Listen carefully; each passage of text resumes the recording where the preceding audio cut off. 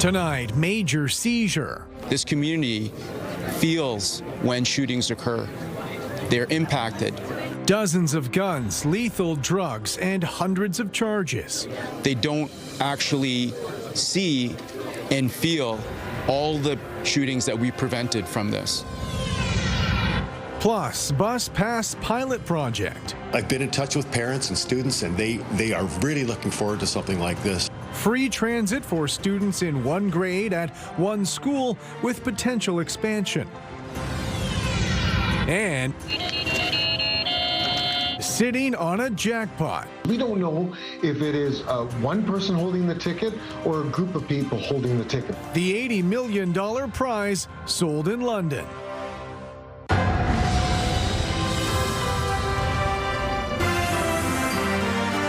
CTV News with Carlyle Fiset. Good evening. Thanks for joining us. We begin tonight with the results of a joint investigation by London Police and OPP. They say they've arrested 11 people who face hundreds of charges after a year-long probe into a drug trafficking and weapons operation. Brian Bicknell has more on the case and its connection to a shooting at a hospital. A shooting at London Health Sciences Centre Emergency Department in December of 2024.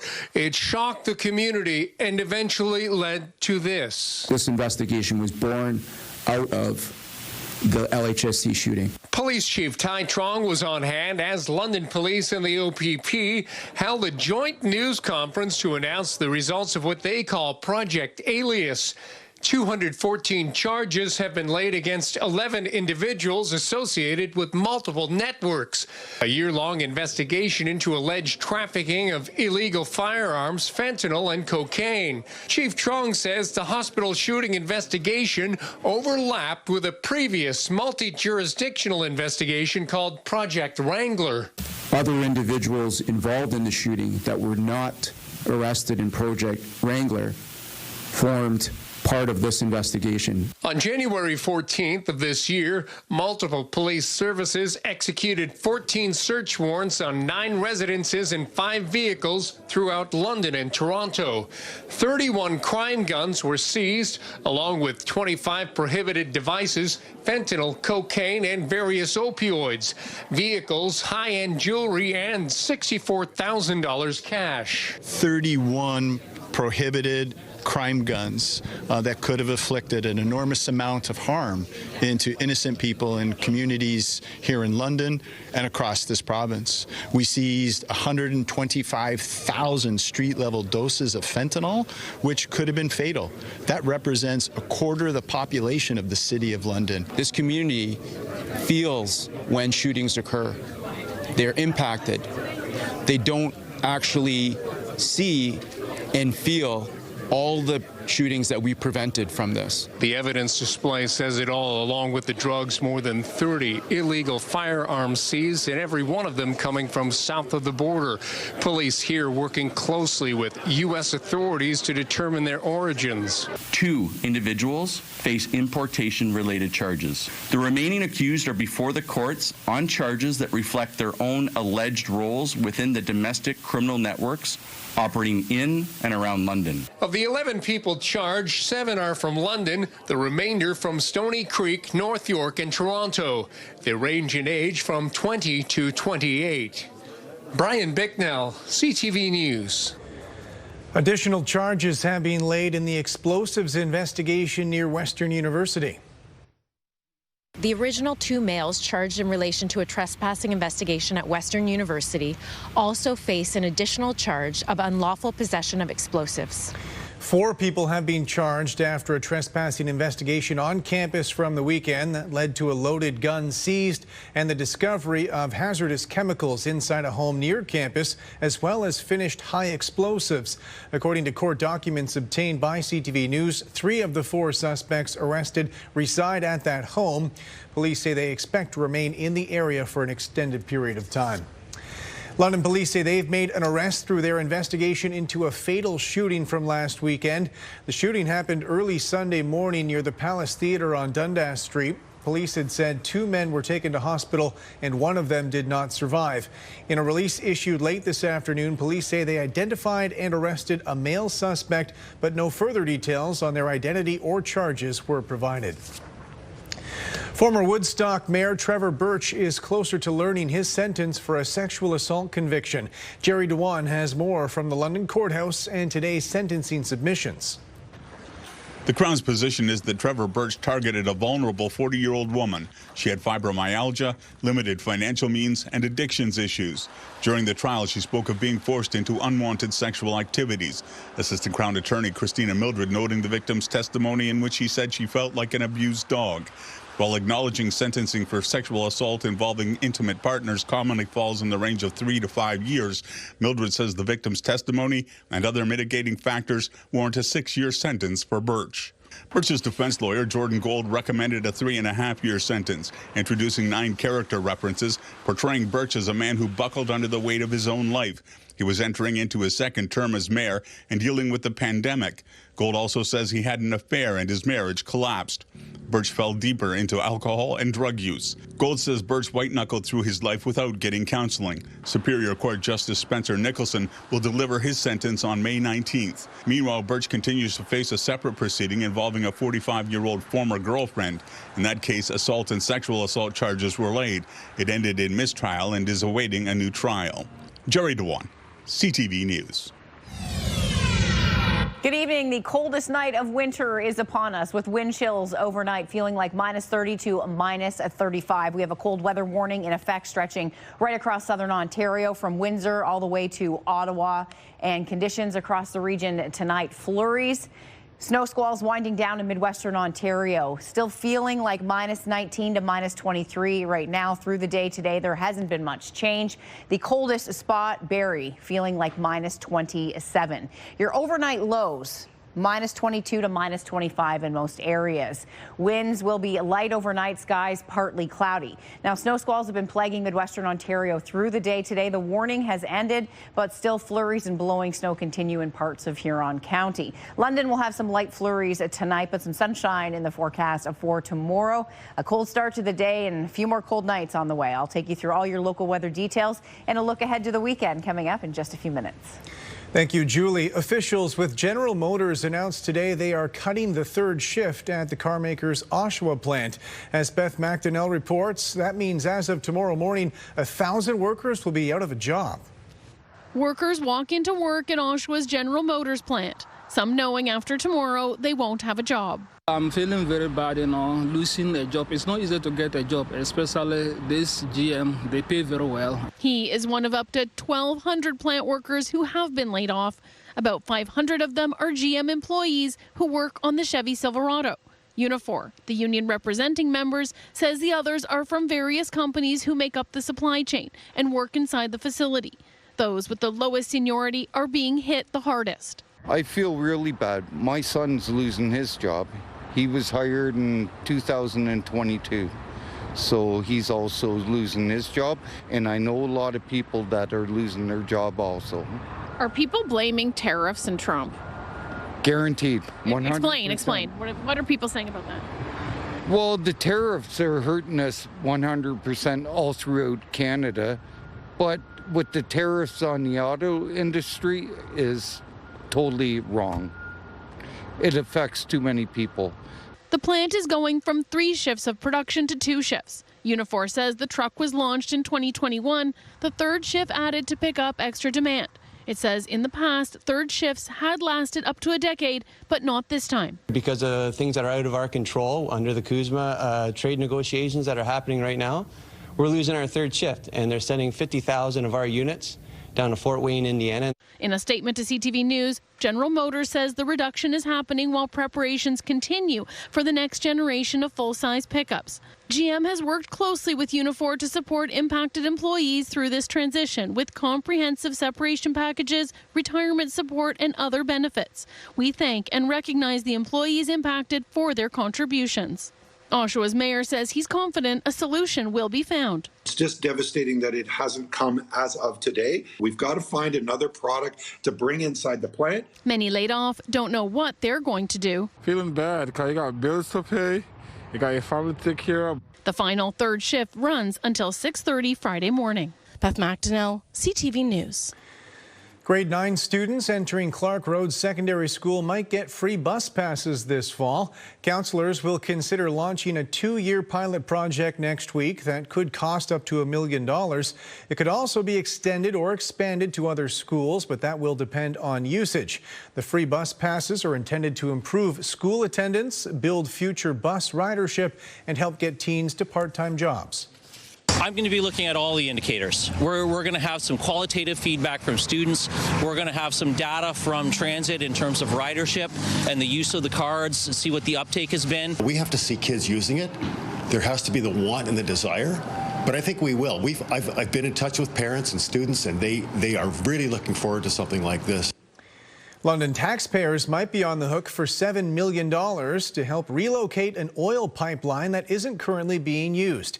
With more on the reasoning at City Hall, here's Daryl Newcomb.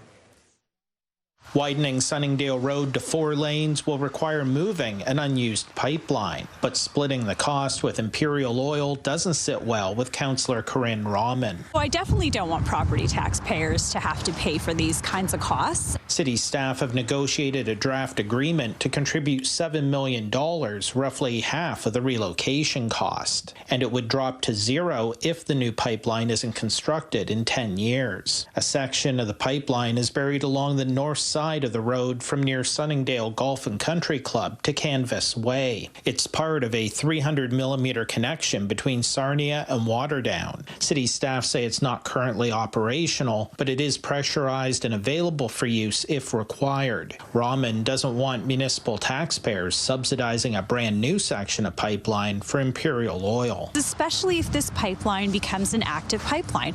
This becomes another revenue stream for Imperial Oil.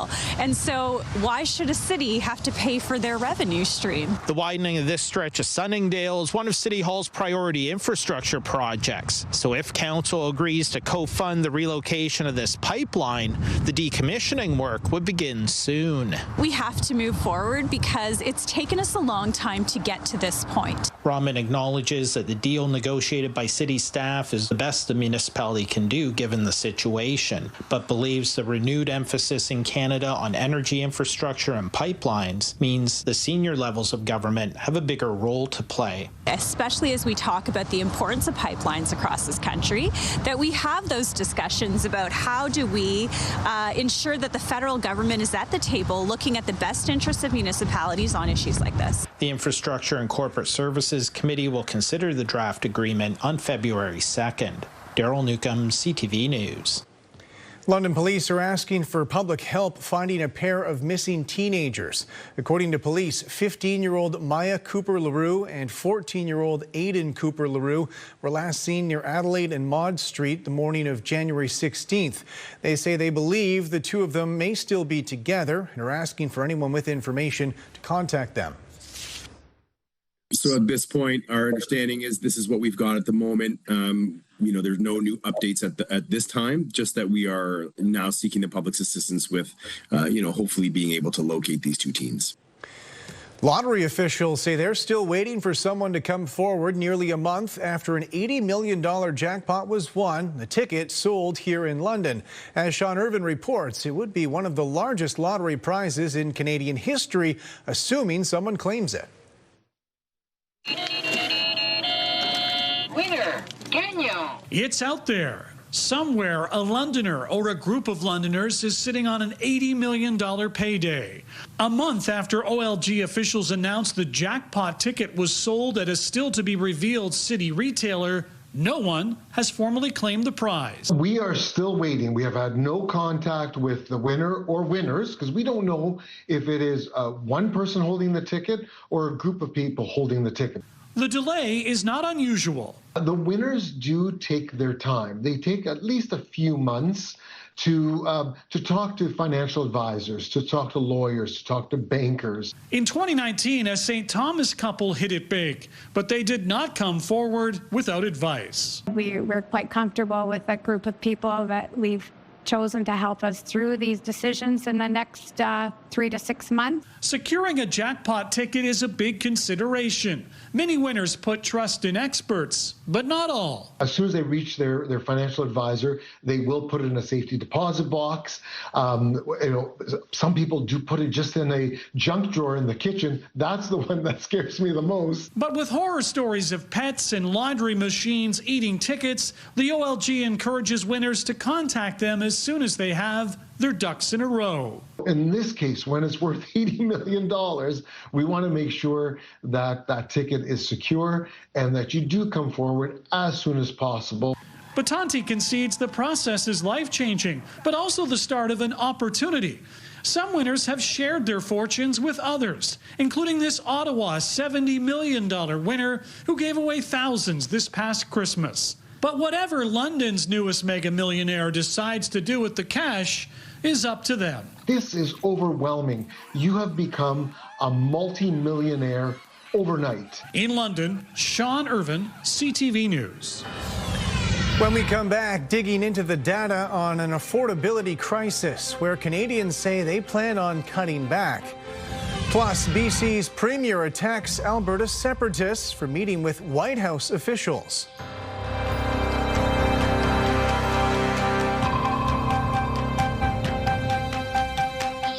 Download the CTV News app and stay on top of local stories as they unfold. We begin tonight with Ontario's Customize your feed and watch live wherever you are. ctvlondon.ca, your home for news. Welcome back. A new survey suggests Canadians are most concerned about the cost of groceries when it comes to managing their expenses this year. With more on the findings, here's Scott Hurst. Sticker shock in the grocery aisle as Canadians are looking for more ways to save this year. It looks like a trip to the grocery store is like a punch in the gut. A new poll from Nanos Research for CTV News asked Canadians where they'd like to see reduce costs and save money in 2026. And by far, groceries was the top answer. Affordability has consistently been a top concern for Canadians, even as inflationary pressures have stabilized somewhat overall, but we're still seeing food prices rising faster than many other goods. Yes, Canadians are worried about Donald Trump and trade with the U.S. Get past that. It's all about pocketbook issues. It's all about paying for the bills. And at the very top of it are groceries, followed by housing. As Canadians are focused on saving for 2026, it appears there's still a 2025 financial hangover for many of us. According to a new report from financial technology company Coho, a third of Canadian holiday shoppers say they went over budget. So now in January, it triggers a financial reset for many, and nearly half of respondents say they're looking to cut back dinners out this month as a way to save a few dollars right away. Scott Hurst, CTV News, Toronto. Strong words from BC's Premier today over a reported meeting between Alberta separatist leaders and White House officials. He called those actions treason, in stark contrast to the work his provincial colleagues have been pursuing in Ottawa these last 2 days. With more, here's Abigail Beeman. Our country is more united, ambitious, and determined than it has been in decades. All premiers and the Prime Minister around the table in Ottawa, but that message of unity is infringed on by a Financial Times report. The Alberta separatism movement has been meeting the Trump administration and is seeking $500 billion in credit in the event of a successful referendum. To go to a foreign country and to ask for assistance in breaking up Canada, there's an old-fashioned word for that, and that word is treason. It's ludicrous, right? I mean, we're there on a fact-finding basis. There's nothing treasonous about it. The group says it did meet with U.S. officials, but is only doing a feasibility study to determine whether that facility would be available on a going-forward basis, and whether it's with U.S. Treasury or Goldman Sachs or J.P. Morgan through a bond issue. The U.S. State Department said it regularly meets with civil society types and no commitments were made. A similar response from the White House, which tells CTV News no support or commitments were conveyed. The U.S. Secretary of the Treasury has weighed in on separatism before. Alberta is a natural partner for the U.S. I would expect that the U.S. administration would respect Canadian sovereignty and that they would confine their discussion about Alberta's democratic process to Albertans and to Canadians. And I will raise that with my delegate in Washington. At the closing press conference, the Prime Minister would not answer whether he felt there was foreign interference from the United States. I expect the U.S. administration to respect Canadian sovereignty. I'm always clear in my conversation with President Trump to that effect, and then move on to what we can do together. While Canada faces separation speculation further east too, with the rise in popularity of Quebec's Parti Québécois. He's going to call a referendum. If he, God forbid, he gets elected, I mark my words, within a year and a half, he'll be calling a referendum to separate from Canada. Unacceptable. As for the substance of the meetings, a big focus was the upcoming review of the North American Free Trade Deal. The Prime Minister said he and the premiers agreed to meet monthly once that review is underway. Abigail Beeman, CTV News, Ottawa. Crews were on the roof of the former Ontario Science Centre building in Toronto today, clearing snow. The provincial government abruptly closed the facility back in 2024, claiming the roof would collapse under heavy rain or snow. Alison Hurst reports. Crews shovel snow off the roof of the closed Science Centre, a structure the province has called unsafe. It's still standing, and we don't seem to have a problem. Roughly a year and a half ago, the provincial government abruptly shut the building, citing an engineering report on the state of the building's roof, and claims they did not want to jeopardize anyone's safety with the roof panels at risk of collapse. It's a marvel of architecture and engineering. But advocates like Floyd Ruskin with Save the Ontario Science Centre don't buy that reasoning. You could look at the two engineering reports. One was specific about the roof, and the other one was in general. And neither one of those two engineering reports said close the building.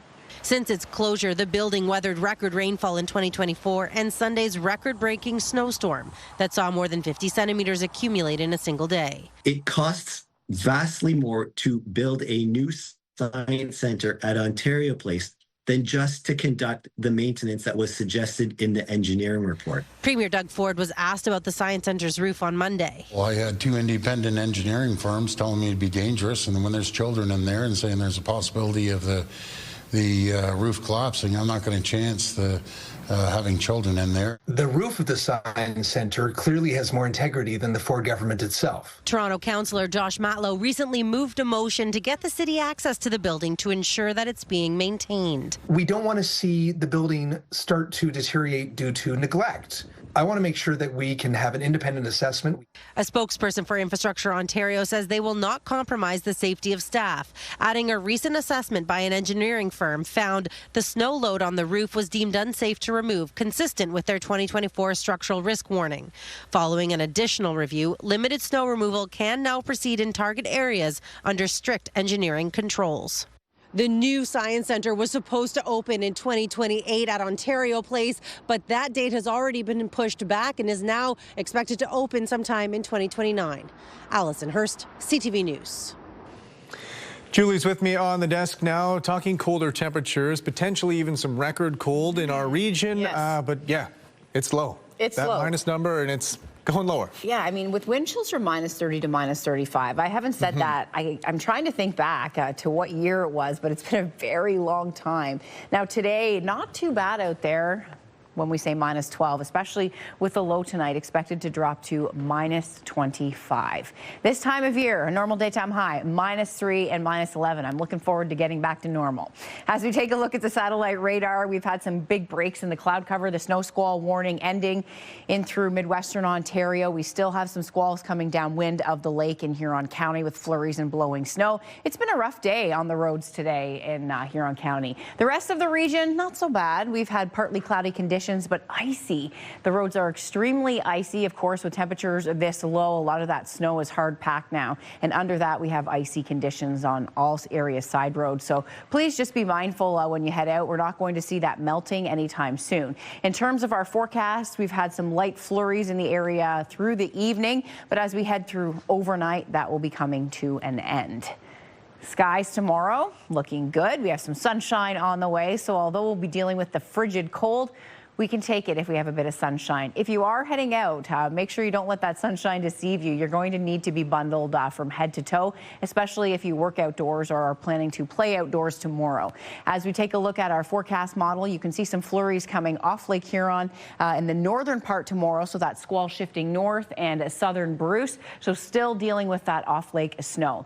Snowfall amounts in those areas upwards of about 5 centimeters possible, but really starting to wind down the snow squalls in the area. And the reason is we are under the influence of high pressure, and that's going to shut down the winds so we don't get that fetch off the lake. I bet you wish you were in Western Canada today with temperatures around 10 degrees. Perhaps not. You might be enjoying the cold air, but that cold air stretches all the way from the southern prairies right through northern Ontario and east to the Maritimes. So we have that cold conditions. And this weekend, this cold air has some reach. It's going to make its way all the way down toward Florida, where temperatures are expected to be extremely cold and very abnormal for this time of year for that cold to make it that far south. Minus 13 heading into tomorrow afternoon. Winds out of the northwest early in the day, 10 to 20 kilometers per hour. Taking you through the next 7, we're going to hold on to the cold Saturday, a mix of sun and cloud, and minus 10. Minus 7 on Sunday with lots of sunshine, Groundhog Day flurries. But look at the overnight lows, still minus 20 to minus 25.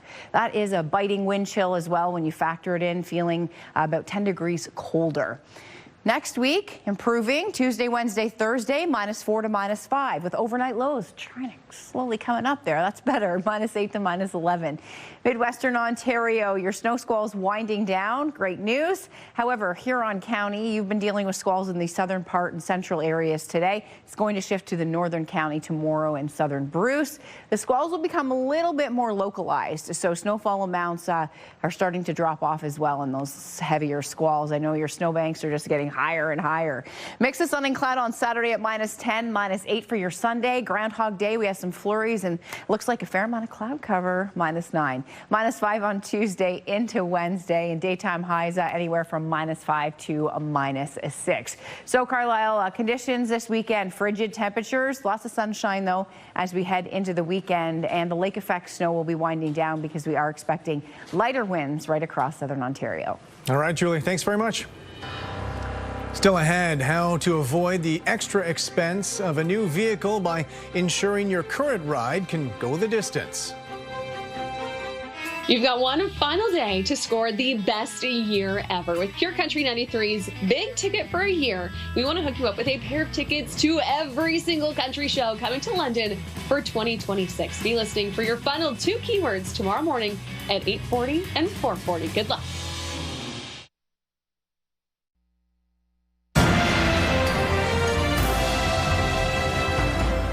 Opposition MPs are demanding the federal government find a solution to social media bans on news.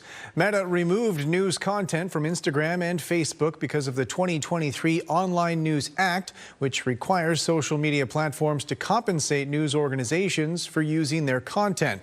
The Bloc Québécois leader says the absence of credible sources on those platforms has made for an avalanche of disinformation. A government spokesperson says federal officials are in ongoing talks with Meta.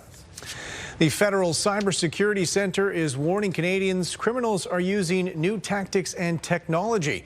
A new report suggests ransomware threats are increasing and evolving as malicious actors adopt newer, more sophisticated strategies like using AI. It'll help them create better social engineering, or like these phishing emails that they'll send out to better appeal to individuals so that they'll click on the malicious links and get themselves infected. It'll help to automate malware that they use in terms of the ransomware activities. Extending the life of a vehicle can be a significant money saver in the long term, and if maintained properly, can lead to some pretty substantial odometer numbers. Pat Foran has the story of one car owner closing in on $1 million. Marco Intihar of Claremont owns a 2000 Toyota Sienna van. It's been in the family since new and is affectionately known as Betsy. He recently videoed the odometer as it clicked over to 999,999 kilometers, which is the most it can record. 99999 has been achieved. Woo! Let's hear it for Betsy. For Intihar, it was a family goal to hit the $1 million mark. It's unreal. It really is. I think when you do some research, how many vehicles have actually gotten to 1 million kilometers, that aren't big semis or whatever. It's just astounding. Starts up every time first day. We first met Intihar 4 years ago when his van had just clicked over to 930,000 kilometers. Bam! Love it. Transmission level looks good. He says his father believed in following the maintenance schedule closely, especially oil changes. You just got to give her the love. Don't go past your oil changes. Another reason we did the story, it's still on its first drivetrain. It has the original engine and transmission. Intihar says his parents put on most of the 1 million kilometers driving to polka festivals all over North America. They would take lots of trips down south, Florida, wherever there was a polka festival, they would go.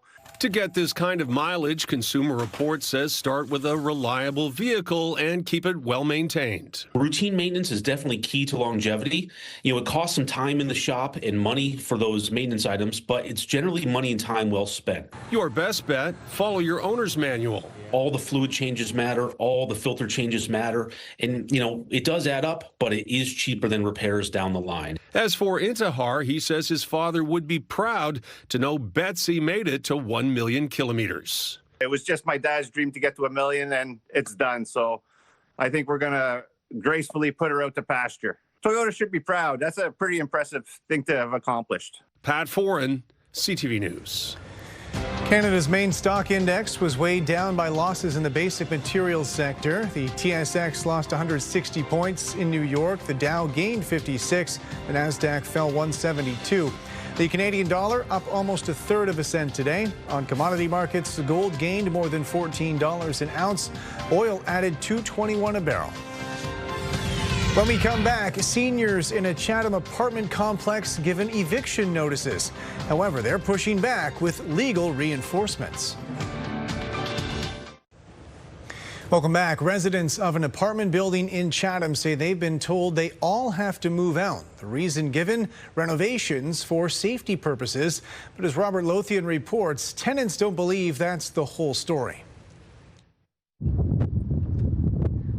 Within a month of learning their apartment building has a new owner, residents in Chatham's Terrace 40 received much worse than an introduction. Actually, one of my neighbors, my wife and I neighbors, came to the door and said, "Did you see your eviction notice?" Gord Harvey and 39 other tenants receiving notice they would have to leave the building for 8 months due to renovations for safety purposes. We understand this news may come as a surprise, but it is essential that necessary work to be completed to keep up with rental market conditions. The notices sent panic in a building of mostly seniors with an average rent of about $850. Their worry is, and there's people in here losing sleep, that I'm going to be homeless. Notices included a cash for keys offer, give up your tenancy, and receive $5,000. Tenants now left without any other choice, or so they thought. This is a scare tactic, and I'm going to call it that because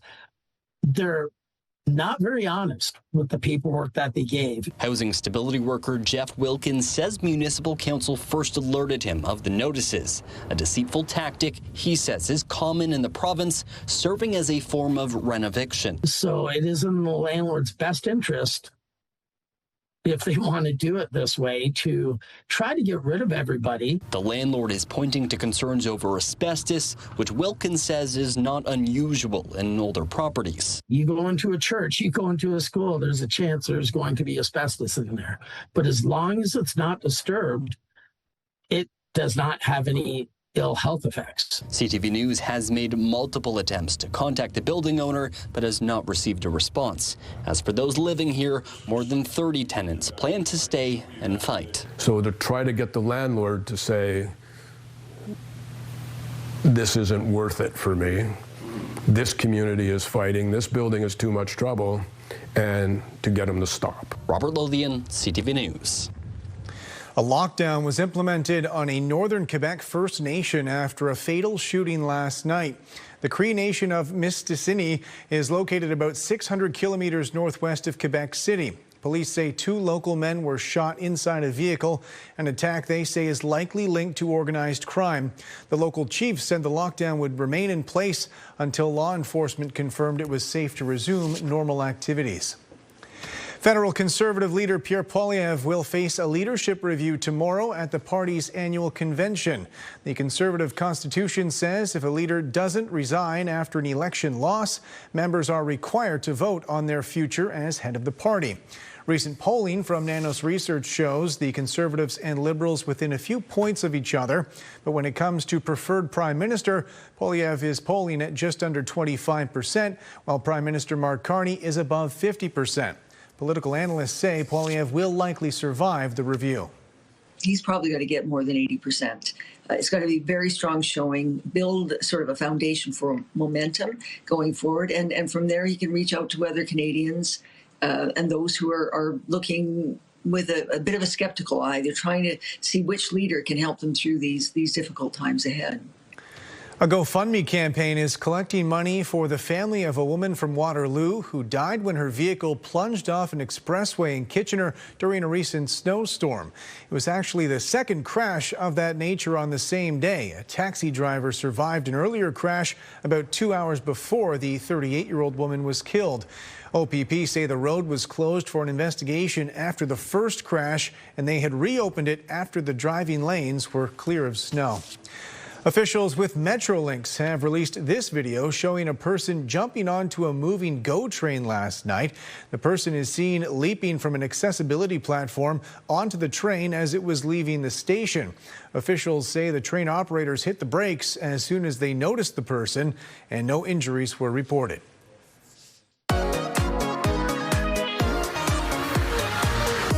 It's time for your London list, where we get you up to date on what's happening in the city and around the area for the weekend. We're joined by KP. She's back this week for mornings on Virgin. KP, what's happening this weekend? A lot of hockey, so much hockey. Bust out the green, head to Canada Life Place. Friday night, they're taking on the North Bay Battalion, 7 o'clock. You know the deal. It's going to just be good vibes. All right, let's stick with this hockey theme. 3,300 girls will be converging on the city along with their families this weekend. The 35th annual London Devilettes hockey tournament is going on. This is a huge event, so all of our local arenas will be packed with awesome girls hockey, and I love that this is such a huge tournament for our community. That's going to be great. And they can go out to eat. Tell us about London Licious. London Licious, this is my favorite. I love this event so much. So it's happening at over 40 restaurants in the city of London. Every type of pub food to fine dining and everything else in between.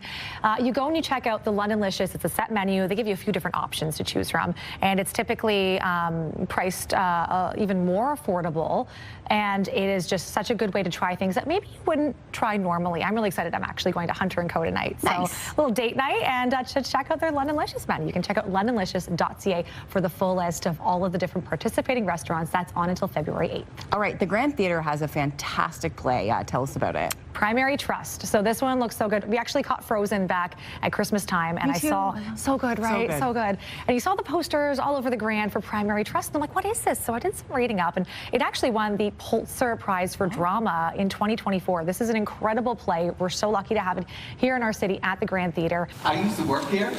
Really? It's running until February 7th. If you want to go and check out a live show, it's going to be so good. All right, and there's a local artist. You can check out her album release party. Yeah, she was actually voted, and she won for Country Artist of the Year for the Forest City Music Awards here in our Forest City, and her name is Amanda Keels. I don't care if you regret. So she has her big release party happening at the Rec Room. So it's going to be a busy place. Check it out. A little live performance and just a lot of fun. Oh, I love good live music. All right, that's your London List with KP, and we'll see you next time. Tomorrow on CTV News, Ontario's NDP leader will be in London, meeting with local union leaders, trying to save jobs at an auto parts manufacturer that's slated for closure. Tomorrow on CTV News at 6. Make sure you're bundled up and dressed appropriately if you're spending time outdoors. Risk of a frostbite for exposed skin with a wind chill, feeling like minus 32 overnight. Some sunshine as we head into the weekend, but temperatures remain bitterly cold with daytime highs from minus 10 to minus 13 over the next couple of days, and overnight lows minus 20 to minus 25. Temperatures recover as we head into early next week, closer to where we should be for this time of year. Thanks so much, Lori, for this photo taken in Port Stanley. A physiotherapist in Toronto is debuting a new musical all about chronic pain. It's a condition affecting 1 in 5 Canadians, and as Pauline Chan reports, it's hoped this show changes the way people think about pain. Longtime physiotherapist and show creator Baram Jam says pain is simply a message in the body that something needs to change. Everybody wants a quick fix, a magic fix, a magic pill, a magic injection, a magic stretch, a magic anything. But the truth is, magic thing doesn't exist when it comes to chronic pain. Chronic pain is pain that lasts more than 3 months and doesn't respond to the usual treatments. What this musical does is I've personified pain, when pain is actually a comical, humorous character. And at first people think it's a villain, but by the end of the show, hopefully people will change their relationship with pain. Charlotte Moore plays the title character, Pain. Our tagline is giving chronic pain a voice. And so it's about patients being able to discover that a way to deal with their pain is to not confront it, but to embrace it and to learn to live with it. And it's a different take on what they might be taught by the industry of, here, take this pill and you'll feel better. Blythe Wilson plays Dr. J and says as a dancer, she's had many years to think of her relationship with pain. Dr. J is dealing with her own pain, which is pain from grief. And so she's trying to throw herself into her work. Jam wants physicians and patients to see the show and even has free tickets for anyone with financial difficulties. My main intention is to take away the stigma that's related to chronic pain, just so we have done it for mental health. Pain the Musical runs January 28th to February 1st here at the Factory Theatre. Pauline Chan, CTV News. European Union foreign ministers adopted new sanctions on Iran yesterday, targeting anyone involved in the violent crackdown on protesters, according to an EU diplomat.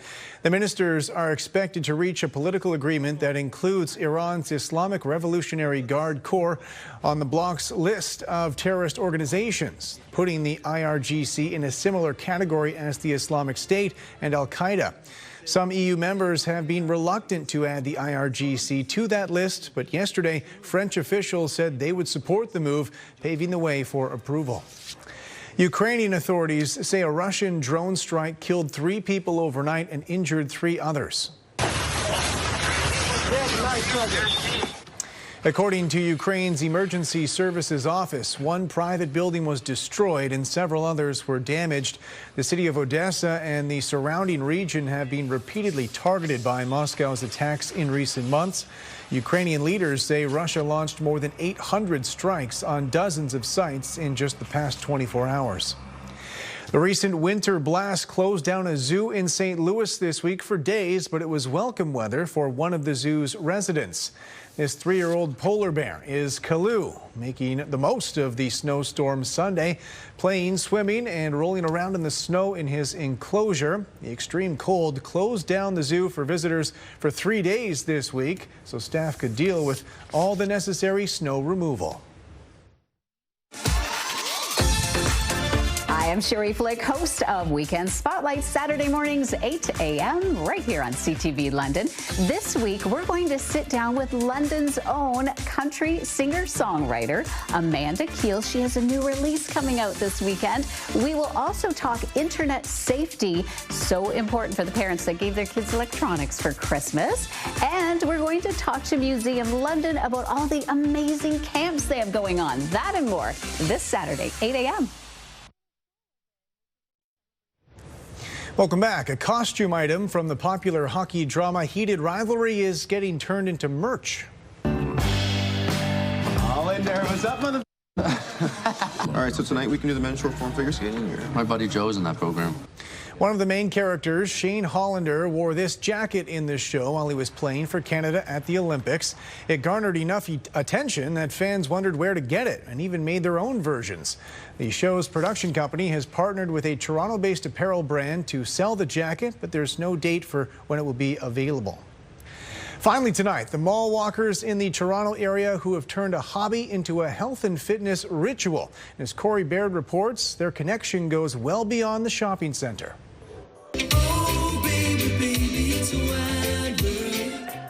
It's 9 a.m. And this group of grandmas has burned more calories than most of us will in a week. Look it out! Meet the Melbourne Mall Walkers. 3 times a week, they turn this food court into a fitness studio. 2 decades and counting, still pushing their limits. Everybody's so upbeat. Everybody's happy to come out. It's just a unique group of people, and we gel. If you want to have an improved quality of life as you age, you have to stay active. That's a no-brainer. And this group, well, they've got it figured out. But it's what they're doing outside of these sessions that speaks to a quality of a whole different kind. They've traveled together from Sault Ste. Marie to Niagara Falls and a few casinos along the way, too, supporting one another through life's highs and life's lows. This is my idea that was done last Wednesday. They've been to funerals, too many to count, always together in uniform. A Mall Walkers honor guard. We always call each other to find out, are you okay? Do you need anything? Time doesn't slow down, so why should they? Many here are well into their 80s, and it's no stretch to say these workouts have improved their longevity. I'm a diabetic for 41 years. And now I'm a pre-diabetic. And then there's Zelda Drummond. 2010, I had a stroke. I just tried to keep myself moving. Not just trying, succeeding. Here there's no fear of failure. Showing up, that's the victory. If you can be carefree, even for a few minutes, that's a elixir of life. Corey Baird, CTV News, Scarborough. That's it for us. Thanks for watching. For your latest local headlines, you can always head to our website. I'm back tonight with your late news at 11. Bye for now.